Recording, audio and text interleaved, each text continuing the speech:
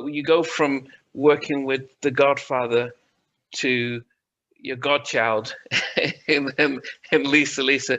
Now, Oh. as I said, there isn't any 80s party that if you said what's let's talk our top 28 tracks in the 80s. I Wonder If I Take You Home will always be, it's one of the biggest tracks ever made. And I remember as a kid hearing the track, and it's like, oh, that's Full Force produced Lisa and Cult Jam. The thing is that you have a group of 6 producing a group of 4. It just felt like a lot of people in that. A group of 3. And you know what? Okay, let's do 3. Okay, sorry. And you better believe that you're right. It was a lot of people. And we didn't care. We didn't give a shit, because at that time we noticed, besides Terry and Jimmy, because they even dressed a certain way and they had a persona about them. Yeah. Producers and songwriters never really used to get their props. They never got their props, but we made sure we got our props. A lot of times, even in records we produced, we'd be like how Alfred Hitchcock used to be appearing cameos in his movies. We'd jump in there, Full Force, Get Busy one time, just in other songs. But Lisa was 3 people. So it was Lisa and the 2 guys from Cult Jam, but yet Full Force was doing all the music, and we was doing all the background vocals with Lisa. The guys from Cult Jam didn't sing no background vocals. We did that. In videos, they lip sync our vocals. But I said, for this first album, we're going to get our props, because this is when Take You Home was going to explode, and we felt it. So I said, so for this record, guys, it is not going to be called Lisa and Cult Jam. The artist's name will be called Lisa and Cult Jam with Full Force. Okay. And that's how I Wonder If I Take You Home was. That's how Can You Feel the Beat was. That's how All Cried Out was. Lisa and Cult Jam with Full Force. There's a method to our madness. So people would always have Full Force glued with Lisa and Cult Jam. And that's how we wanted it, so people remember that legacy as well. Yeah, I mean, it definitely, as I said, we knew yourselves associated with that big track. But I guess I wanted to back, if you guys couldn't get a record deal, how were you able to get a deal for Lisa and Cult Jam? And what was how did that come about? And we got a deal for UTFO as well. I mean, go figure. But that's what Steve Sell was like, yeah, you just can't get a deal for yourself. So produce people. So when we produced Roxanne, it just so happened we went to this rap label, it was an unknown rap label called Select Records. Steve Sell took us there, and they took a chance on us. Who was to know that Roxanne would be so huge? And then the rest of their other songs as well. And then Lisa and Cult Jam, my brother B-Fi wrote the song, and he sang he did the reference vocals, the horrible reference vocals, but he did it. And the track was crazy from the jump. And Lisa just did what she was told. We auditioned girls. My brother B-Fi was adamant that it had to be a Spanish girl, because, there was no Spanish girls happening back then at that time, doing hip hop, R&B, pop, and dance all rolled into one. The only thing they had at that time going was Menudo. That's about it. Yeah. But Spanish people didn't have nobody else. B said, no, we want to gotta be Latino, because they got the same style as black folk. They got the same love as black folk, the same look. We got to make it Latino, because there's no Latino girls. And that's what we did. We fill that void, and Lisa was scared during the audition. She's like, man, going in there and these 6 big black guys. I mean, but she was fine. You know what I mean? The thing about it is the songs that she was singing, because she looked the part, and we're like, oh, please thank God, hope she could sing even a little bit. And she looked the part. She was really cute, sexy. Some of the world famous bosoms in music, and dance music, and that's why people say, so is that why you call her Lisa? That's not the reason. But it was just a great thing. The thing about it, when she was singing songs, she was singing original songs that Mike from Cult Jam wrote during the audition, and the songs sounded horrible, which made Lisa sound horrible. So before she left, we just knew she was going to get it. And then Paul said, well, Lisa, before you go, could you sing us something that maybe it's familiar, more familiar, even if it's a cover song, familiar. And she sang an a cappella. She sang "For Your Eyes Only" by Sheena Easton, Hmm. and that was all. That was all she wrote. After that, she got the part, and the rest is history. Now, I think there are two things that I wanted to go on with that is, by the time you'd finished working with UTFO and you got the deal, were you more versed onto understanding the business side of the music industry? And so, are they signing to? Do you form a full force record label and you're signing them onto you and managing, owning the masters and then getting a distribution? Or what was the setup when you started with, say, Lisa and Colt Jam?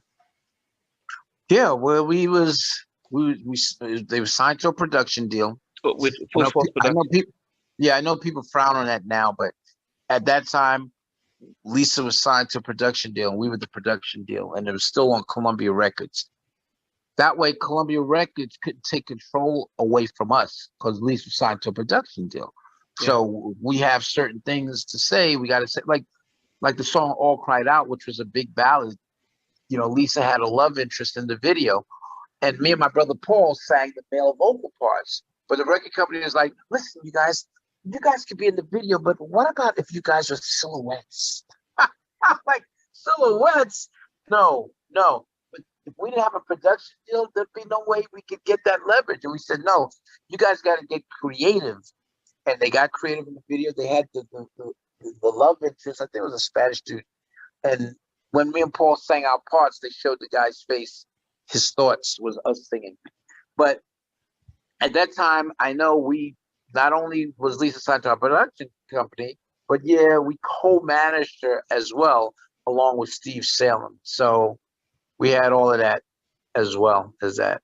So when you guys signed her to you got the production deal. You weren't able to. Sony didn't say, "Well, can we also be on this so we can release through our production deal as full force?" Or they said, "No, we just want what you bring us." So No. After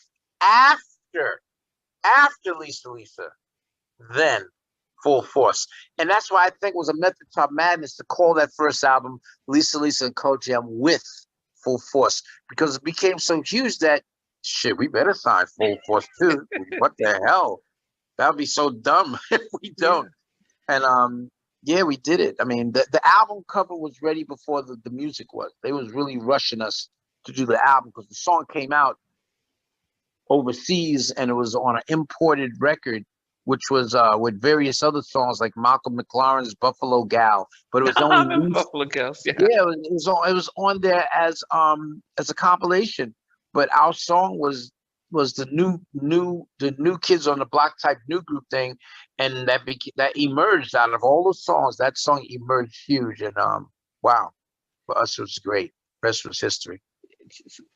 The thing that really stands out is that you guys didn't go for what I would have assumed and got an R&B black singer to sing it and just stay in a sort of R&B lane. But by going with Lisa, it wasn't more so just because she's Latino, but she sort of crossed divides because they're very much. She could have been right in the middle. She could saddle the black community, but also the pop community because of how she looks. Was that ever in your mind? When you guys thought, let's get her instead of getting a black girl to sing. Yeah, I don't think that was in our mind. The only thing that was in our mind, it was so organic that my brother B just wanted a Spanish girl. He wasn't thinking about, hey, it'll cross over. He just wanted a Spanish girl to do the dream because nobody's ever done it before. Lisa was before Shakira, Gloria Estefan, Expose. She's before everybody, all the Spanish people. And my brother just wanted that to be a first. So she was definitely the first in that situation, I mean, the sure. video with hair covering one eye. I mean, as I said, as a kid, it would just the beats was one thing. The subject matter of the song. I mean, so as I said, in high school, it was like the biggest thing out there. The programming, the drumming, it was. I don't think anyone. I can't. Who else was doing that? I mean, did anyone realize? Say, wow, these guys. Yeah, it was early on. People started getting into the drum machine, and so my brother Beat Fine, Kurt, they worked on it together, you know, and then Baby Jerry with the keep don't don't